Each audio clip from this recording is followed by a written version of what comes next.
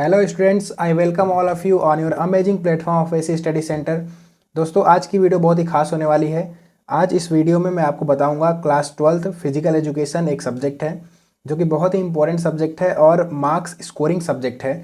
उसमें आप कैसे एक दो दिन में ही एक अच्छा मार्क्स स्कोर कर सकते हैं अपने 12th एग्ज़ाम में, वो चीज़ मैं यहाँ पर डिस्कस करूँगा। जैसा कि आप मेरा स्कोर देख सकते हैं, 62 आउट ऑफ 70 और 29 मिला था 30 में से, मीन्स ओवरऑल 91 बना है। अगर ये 30 मिल जाता तो 92 हो जाता। सो ओवरऑल 91 मार्क्स मैंने गेन किया है, और वो भी सिर्फ एक दिन की पढ़ाई में।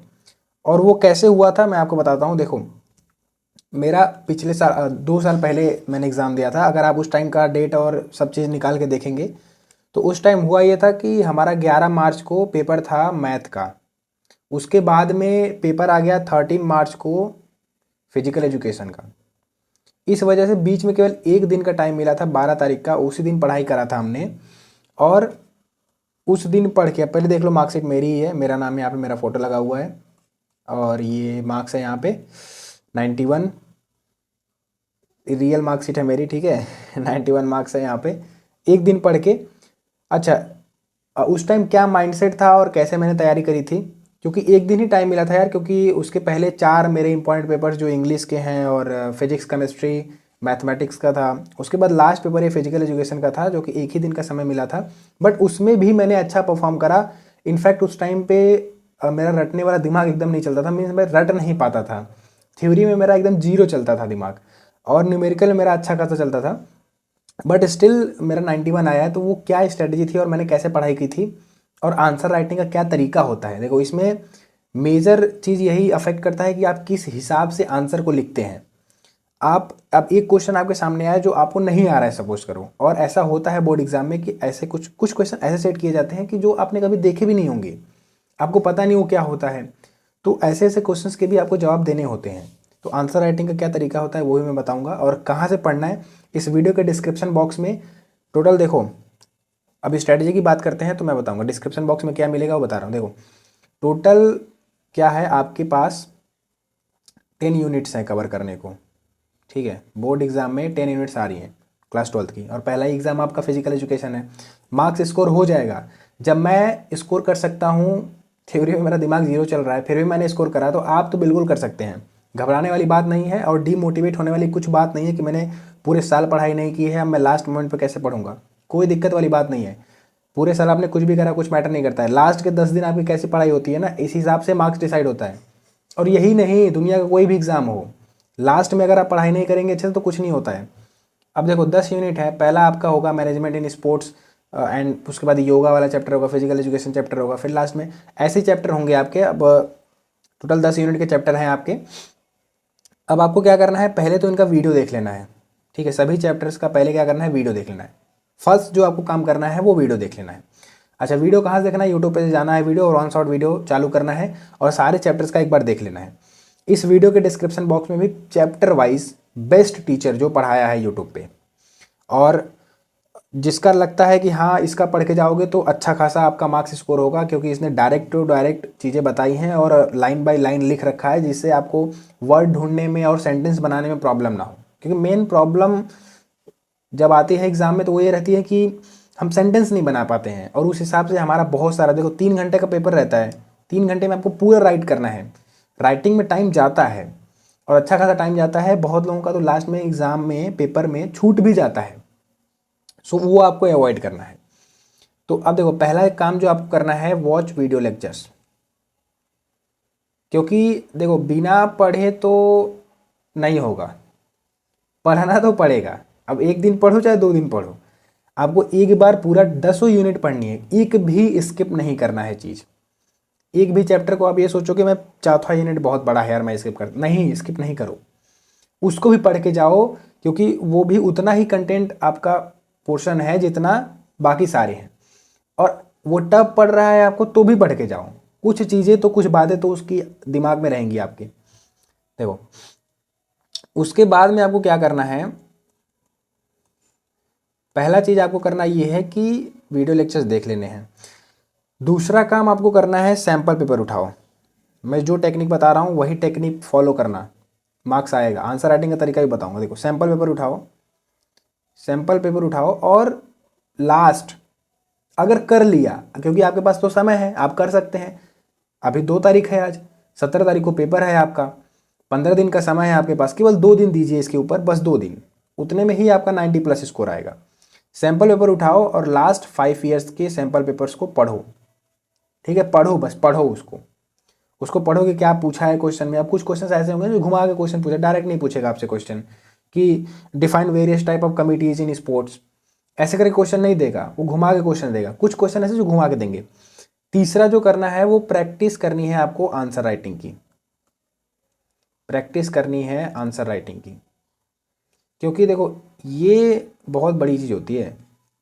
अगर आपने आंसर राइटिंग की प्रैक्टिस कर ली तब तो समझो आपका गेम सुलट गया पूरा। मेन पोर्शन तो यही है, आंसर राइटिंग ही है। एग्जाम में अगर आप अच्छे से आंसर्स को लिख पा रहे हैं तो आपका मार्क्स डेफिनेटली 100% बहुत अच्छा आएगा। अब आंसर राइटिंग कैसे करनी है इसमें मैं थोड़ा चर्चा करूंगा। पहले वीडियो लेक्चर्स देख लेने हैं। वीडियो लेक्चर्स कहाँ मिलेंगे?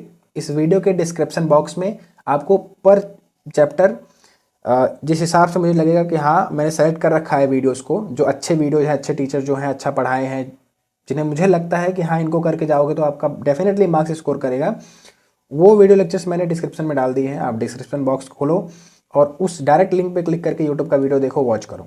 सेकंड स्टेप, सैम्पल पेपर लो। अच्छा नहीं खरीदे हो तो कोई बात नहीं, ऑनलाइन बहुत सारा सैम्पल पेपर पड़ा हुआ है, जस्ट ढूंढो आपको मिल जाएगा, सैम्पल पेपर पढ़ो। तीसरा स्टेप है जो प्रैक्टिस करो आंसर राइटिंग का। आंसर राइटिंग करो। देखो 30 मार्क्स का जो आपका इंटरनल एग्जाम है उसमें तो आपको मिल ही जाएगा मार्क्स।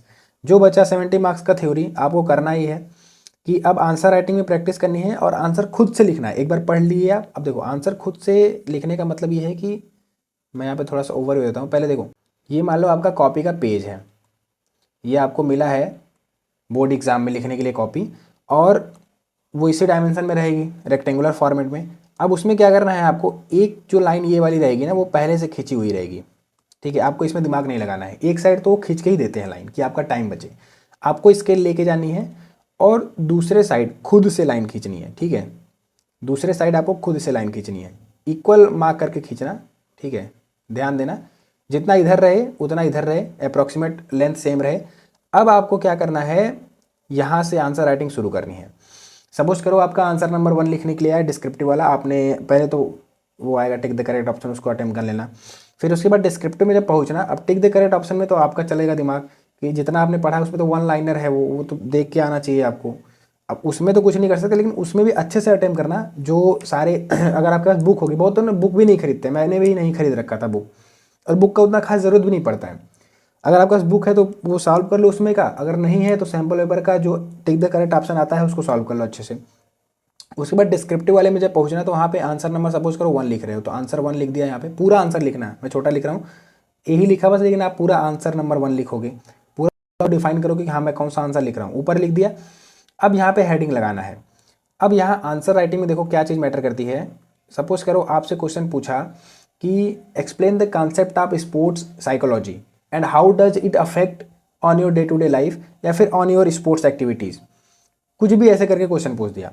मैंने क्या बोला, डिफाइन एंड एक्सप्लेन, ऐसे करके कुछ क्वेश्चन पूछेगा, ठीक है, एक सैंपल बता रहा हूँ बस, ऐसे ही जनरल क्वेश्चन मैंने लिया, हालांकि मेरे को हो गया है बहुत दिन एग्जाम दिए हुए, बट अभी भी मुझे याद है क्योंकि मैंने एक बार दिमाग में फिट कर लिया था, तो वो हमेशा के लिए बैठ जाता है, याद रहता है। अब भले उसको बना के लिखने में थोड़ा प्रॉब्लम होता है, बट यही तो प्रैक्टिस आपको करना है, अभी आपके पास समय है। पहले इतना दिमाग नहीं चलता था थ्योरी वाला, लेकिन अब चलता है। बात देखो, explain the concept of sports psychology, मैं आंसर राइटिंग का तरीका बता रहा हूँ, ध्यान से देखना। अब ये इस यहाँ से वीडियो थोड़ी इंपॉर्टेंट हो गई, क्योंकि यही डिसाइड करेगा कि आपका 90 मार्क्स आएगा कि 80 मार्क्स आएगा। स्पोर्ट्स साइकोलॉजी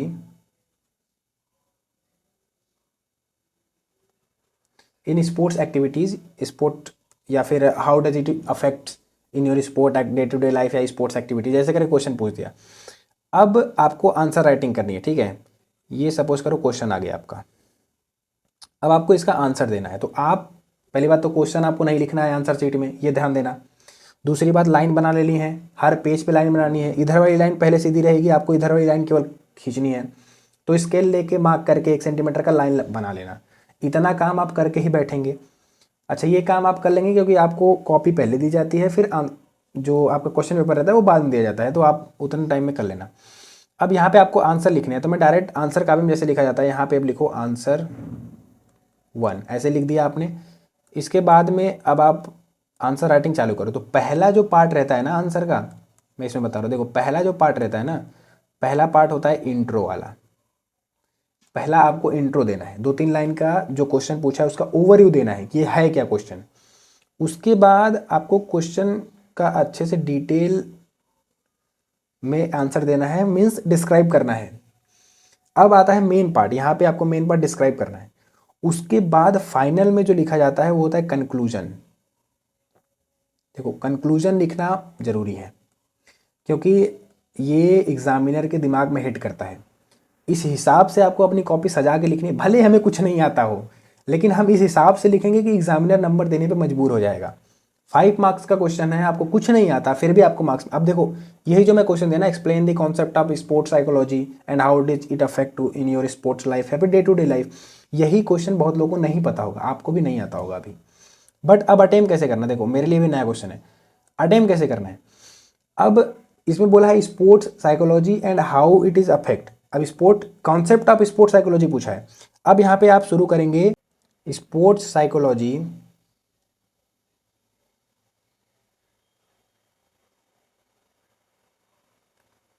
इज दी, ऐसे लिखना है आपको, इज, अब थोड़ा डिफाइन कर देना स्पोर्ट्स साइकोलॉजी है क्या। इज दी स्टडी ऑफ, मैं बता रहा हूँ, देखो स्पोर्ट्स साइकोलॉजी क्या होता है, मीन्स हम स्टडी कर रहे हैं कि how psychology affect, how sports psychology affect या फिर factor the our sports activities या आवर स्पोर्ट्स परफॉर्मेंस, यही चीज़ है। स्पोर्ट्स साइकोलॉजी का मतलब क्या हुआ कि हम अच्छे माइंडसेट से खेलने के लिए जाएं ग्राउंड में, हमारा कॉन्फिडेंस लेवल हाई रहे और हम पूरी कंसंट्रेशन से गेम को खेलें, बस यही चीज़ है। तो sports psychology is the study of, sports is the study of, is the study of how, study of how the psychological factor, how the psychological factor affect the sports performance,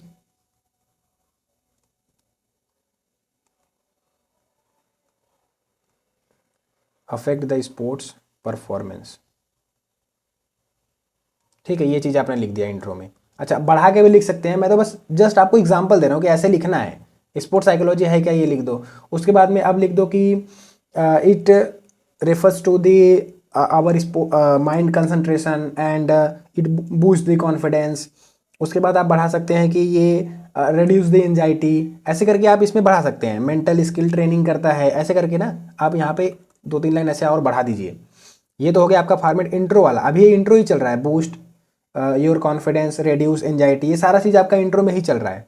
उसके बाद जब आप मेन पार्ट अब आएगा description लिखना और describe करना है इसको, तो आप लिखेंगे रोल ऑफ स्पोर्ट्स साइकोलॉजी। ये रैंडम चीज़ मैं बता रहा हूँ, ठीक है, मैं भी ये क्वेश्चन पहले पढ़ा नहीं हूँ, अभी रैंडम बना रहा हूँ। रोल ऑफ स्पोर्ट्स साइकोलॉजी, ऐसे करके role of sports psychology in sports activities, ऐसे करके। अब उसके बाद आप क्या लिखेंगे, पहला पॉइंट लिख दिया आपने, चलो ऐसे स्टार बना के ये हेडिंग लगा दिया आपने ये डिस्क्राइब में। अब इसके बाद पहला पॉइंट ऐसे एक नंबर बना के भी लिख सकते हैं, या फिर ऐसे लिख दीजिए, या फिर यहाँ पे स्टार बना दीजिए, या फिर पॉइंट बना दीजिए, या एरो बना दीजिए, कुछ भी करके, या फिर हैशटैग बना दीजिए, कैसे भी करके यहाँ पे लिखिए। तो अब आप यहाँ पे क्या लिखेंगे, देखो मैं यहाँ पे, अगर आपने यहाँ पहले से स्टार बना रखा है तो आप यहाँ पे एरो लगा दीजिए या फिर पॉइंट लगा के लिखना स्टार्ट कर दीजिए। यहाँ पे आपको पहला पॉइंट क्या देना है, बूस्ट कॉन्फिडेंस, जस्ट एग्जांपल दे रहा हूँ, बूस्ट कॉन्फिडेंस, ऐसे करके इसको आगे ऐसे करके नीचे अंडरलाइन मार देना और इधर डिफाइन कर देना, it boosts our confidence and we play the game smoothly and confidently, ऐसे करके कुछ भी लिख देना, नंबर मिल जाएगा। बस ये हेडिंग देखेगा और ये लाइन भरा हुआ देखेगा एग्जामिनर, ये आपने अगर सही से लिखा है तो आपको नंबर मिल जाएगा। उसके बाद लिख देना रेड्यूस एंजाइटी, रेड्यूस एंजाइटी, ऐसे करके। फिर उसके बाद लिख देना यहाँ पे, अब इसका भी हेडिंग लगा के ऐसे लिख देना कि हम खेलते हैं तो हमारा ब्लड सर्कुलेशन अच्छा रहता है, जिसकी वजह से हम एंजाइटी नहीं होती, ये सब चीज़ें। इसके बाद कंसंट्रेशन के बारे में लिख देना, माइंड पूरा कंसंट्रेट रहता है खेलते टाइम, उसके बाद भी हम अच्छे से चीज़ों को सोच पाते हैं। उसके बाद एक चीज़ और लिख सकते हो, गुड थॉट, गुड थॉट ये लिख सकते हो आप। उसके बाद आप लिख सकते हो ये सारी चीज़ें हो गई। फिर आप लिख दो इम्प्रूव कंसंट्रेशन, ये मतलब पार्ट तो इसमें हो गया, इम्प्रूव कंसंट्रेशन। ऐसे करके मीन्स आप 3-4 चीज़ें डिफाइन कर लो, ठीक है, 1 2 3 4 पॉइंट यहाँ पे हो गया, 4 पॉइंट इसको डिफाइन कर लो ऐसे ही करके। उसके बाद में फिजिकल हेल्थ अच्छा रहता है, मेंटल हेल्थ अच्छा रहता है, और मेंटल प्रेशर नहीं आता। आप देखो रिड्यूस एंजाइटी और मेंटल प्रेशर दो चीज़ें अलग अलग हो गई। इन दोनों को अलग पॉइंट वाइज बना के आप लिख सकते हैं, आपको मार्क्स मिल जाएगा। इतना चीज़ आपने यहाँ डिफाइन कर दिया। उसके बाद नीचे आपको अब कंक्लूजन पे आना है, तो कंक्लूजन में क्या लिखना है, 10 या पहला वर्ड 10 या देयर फोर या सो दैट, ऐसे करके आप लिख दो। तो 10 we can say that, 10 we can say that, ऐसे करके आप 10 we can say that sports psychology plays a very vital role in our sports activities, and it affect the individual as well as your team to provide a strength and mental support, which is very very much responsible for our team winning। या फिर ऐसे भी सकते हैं कि ये anxiety reduce करता है, कॉन्फिडेंस बूस्ट करता है, ये सब चीज़ें इसमें भी डाल सकते हैं, ठीक है। दस वी कैन कंक्लूड दैट कि sports psychology affect the sports activity as well as it boost our confidence and it reduce our anxiety, stress, mental pressure, and it provide support and also affect our physical activities. ऐसे करके आप इतना line बढ़ा के यहाँ पे लिख दीजिए। उसके बाद बस आंसर यहाँ फुल स्टॉप कर दीजिए, ये आपका कंप्लीट आंसर हुआ। अब ये देखो इंट्रो, डिस्क्रिप्शन, फिर इधर कंक्लूजन, ये 3 पार्ट आपने अच्छे से अटेम्प्ट कर लिया तो आपको फुल में फुल मार्क्स मिलेगा, ठीक है। ये 3 पार्ट आपने अच्छे से अटेम्प्ट कर लिया तो आपको फुल में फुल मार्क्स मिलने से कोई नहीं रोक सकता है। 1 2 3, अब आप पूरा मार्क्स लेने के काबिल हो गए हैं और आपको हर एक क्वेश्चन को अटेम्प्ट करना है, कोई भी क्वेश्चन छोड़ना नहीं है। कैसा भी क्वेश्चन रहे आपको अटेम्प्ट करके आना है। कुछ नहीं आता है स्पोर्ट्स क्वेश्चन का 2 लाइन पढ़ा आपने, उससे रिलेटेड एक भी वर्ड का मीनिंग अगर आपको आता है सेम उसको एक्सप्लेन कर दो, मार्क्स मिल जाएगा, आता रहे चाहे ना आता रहे। अगर आप पूरा क्वेश्चन अटेम्प्ट करके आएंगे तो आपको फुल में फुल मार्क्स मिलेगा। अच्छा, ये वे होता है लिखने का, और अटेम्प्ट करने का भी 1-2 नंबर मिलता है। अगर बच्चे ने क्वेश्चन को अटेम्प्ट किया है तो ये रहता है 5 मार्क्स का क्वेश्चन है तो 1-2 मार्क्स उसको मिल जाता है। ऐसे ही आपको पूरा क्वेश्चन अटेम्प्ट करके आना है और राइटिंग आंसर की ऐसे ही करनी है। देखो ये क्वेश्चन जो मैंने बनाया ये मेरे लिए भी नया क्वेश्चन था, मैंने ऐसा रैंडम सोचा और आपको दे दिया और आपके सामने लिखा भी। अगर मैं पढ़ लेता तो और अच्छा लिख पाता, तो आपको अभी पढ़ना है अच्छे से। यूट्यूब पे जाओ, सर्च करो, और मैं डिस्क्रिप्शन बॉक्स में तो दे ही दिया हूँ, वहाँ के थ्रू भी आप पढ़ सकते हो और पढ़ के अच्छा मार्क्स गेन करो एक दिन में। बाकी मैं और वीडियो लाऊंगा फिजिक्स पे, केमिस्ट्री पे कि उसको कैसे बूस्ट करना है। ये चीज़ें तो प्योर थ्योरी वाला हो गया और पहला पेपर आपका यही है, तो इसको अच्छे से करके जाओ। 12th का मार्क्स मैटर करता है, वो कैसे करता है और कहाँ करता है वो मैं बाद में बताऊंगा जब आपका एग्ज़ाम हो जाएगा और आपको कॉलेज लेना रहेगा तब। लेकिन अभी अच्छे से प्रिपरेशन करो 12th का और 12th में अच्छा स्कोर करो। All the best for your study.